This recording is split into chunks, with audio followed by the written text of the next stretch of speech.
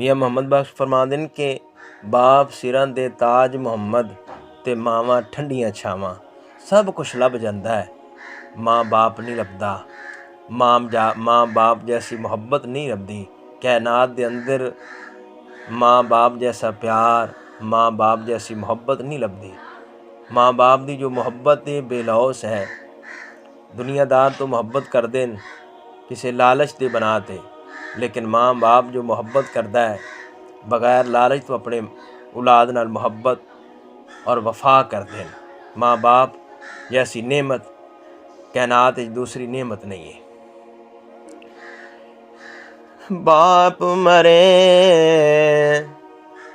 ਤੇ ਵੇੜੇ ਸੁੰਝੇ ਹੋ ਜਾਂਦੇ, ਬਾਪ ਮਰੇ ਤੇ ਵੇੜੇ ਸੁੰਝੇ ਹੋ ਜਾਂਦੇ। ਜਾਂਦੇ ਜਾਂਦੇ ਖੁੱਲੇ ਬੂਹੇ ਢੋ ਜਾਂਦੇ, ਜਾਂਦੇ ਜਾਂਦੇ ਖੁੱਲੇ ਬੂਹੇ ਢੋ ਜਾਂਦੇ।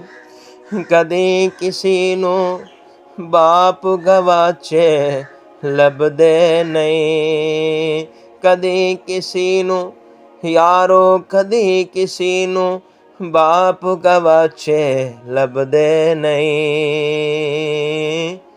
ਟੁਰ ਜਾਵਨ ਜਦ ਬਾਪ ਤੇ ਮੁੜ ਕੇ ਲੱਭਦੇ ਨਹੀਂ, ਟੁਰ ਜਾਵਨ ਜਦ ਬਾਪ ਤੇ ਮੁੜ ਕੇ ਲੱਭਦੇ ਨਹੀਂ।